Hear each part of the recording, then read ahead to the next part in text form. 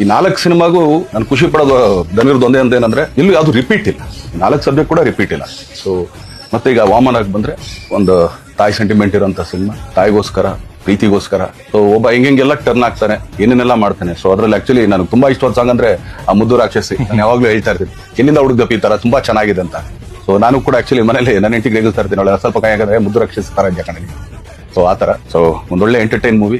ನಾನೆಲ್ಲ ಕರ್ನಾಟಕ ಜನತೆಯಲ್ಲಿ ಕೇಳ್ಕೊಳ್ಳೋದು ಒಂದೇ, ದಯಮಾಡಿ ಕನ್ನಡ ಸಿನಿಮಾನ ಹರಿಸಿ ಬೆಳೆಸಿ ಅಂತ ಕೇಳ್ಕೊಳ್ತೀನಿ. ಏನಕ್ಕೆ ಅಂತಂದ್ರೆ ಇವತ್ತು ನಾವು ಎಷ್ಟೋ ಜನ ನೋಡ್ತಾ ಇದೀವಿ ಆಕ್ಚುಲಿ ಇಂಡಿಯಾ ವೈಸ್ ಎಲ್ಲಾ ತರ ಭಾಷೆ ಎಲ್ಲರೂ ಎಲ್ಲಾ ಕಡೆ ಮಾಡ್ತಾ ಇದಾರೆ. ಬಟ್ ತುಂಬಾ ಕೆಲವು ಜನ ಮಾತ್ರ ಇಲ್ಲಪ್ಪ ನಾವ್ ಇಲ್ಲಿಗೆ ಸೀಮಿತ ಅಂತ ಅನ್ಕೊಂಡಿರ್ತೀವಿ. ಏನಿಲ್ಲ ಆಕ್ಚುಲಿ ನಮ್ಮ ಕನ್ನಡ ಸಿನಿಮಾ ನೋಡ್ಲಿಲ್ಲ ಅಂದ್ರೆ ನಾವು ಇಲ್ಲಿಂದ ಬಿಟ್ಟು ಹೋಗ್ತೀವಿ, ನಾವು ಕನ್ನಡ ಸಿನಿಮಾ ಮಾಡೋಣ ನಥಿಂಗ್ ಲೈಕ್ ದಟ್. ಯಾವ ಹತ್ರ ಇದನ್ನ ತೊಗೊಳ್ಳಲ್ಲ, ಏನು ಇಲ್ಲ. ನೀವುಗಳು ಕೊಟ್ಟರೆ ಆಶೀರ್ವಾದದಿಂದ ತೊಡಕೆ ಮಾಡ್ಕೊಂಡಿದ್ವಿ, ಅಚ್ಚ ಕಡೆಗೆ ಹಸು ಇಸು ಹಾಕೊಂಡು ಅಲ್ಲೇ ಇರ್ತೀವಿ. ಬಟ್ ಯಾವತ್ತಿದ್ರು ಕನ್ನಡಕ್ಕೆ ಸಿನಿಮಾ ಮಾಡೋದು, ಕನ್ನಡ ಸಿನಿಮಾನೇ ಮಾಡೋದು. ಯಾಕಂದ್ರೆ ಇದೇ ಚಿತ್ರರಂಗನೇ, ಇನ್ನು ಇದನ್ನ ಬಿಟ್ಟು ಬೇರೆ ಯಾವುದೇ ತರದ ಆಟಗಳು ನಮ್ಗೆ ಗೊತ್ತಿಲ್ಲ. ಎಲ್ಲರೂ ನಾವೆಲ್ಲ ನಂಬ್ಕೊಂಡಿರೋದು ಕನ್ನಡ ಚಿತ್ರರಂಗ, ಹಾಗೇನೆ ಕನ್ನಡ ಪ್ರೇಕ್ಷಕರನ್ನ. ಯಾಕಂದ್ರೆ ಎಲ್ಲದಕ್ಕೂ ಈ ಕೆಲಸದವರಾಗ್ಲಿ ಇನ್ನೊಂದಾಗ್ಲಿ. ಸೊ ಆದ್ರಿಂದ ದಯಮಾಡಿ ಕನ್ನಡ ಸಿನಿಮಾನ ಹರಿಸಿ ಬೆಳೆಸಿ ಆಶೀರ್ವದಿಸಿ, ಸೊ ಪ್ರೋತ್ಸಾಹಿಸಿ ಅಂತ ಕೇಳ್ಕೊಳ್ತೀನಿ. So Vamana all the best, entire team all the best. So ಪ್ರತಿಯೊಬ್ರು ತುಂಬಾ ಚೆನ್ನಾಗಿ ಮಾಡಿದಾರೆ, ತುಂಬಾ ಆರ್ಟಿಸ್ಟ್ ಒಂದು ದಂಡೆ ಇದೆ. ಸೊ ಆದ್ರಿಂದ ಎಲ್ಲ ಹರಿಸಿ ಬೆಳೆಸಿ ಅಂತ ಕೇಳ್ಕೊಳ್ತೀನಿ. Thank you.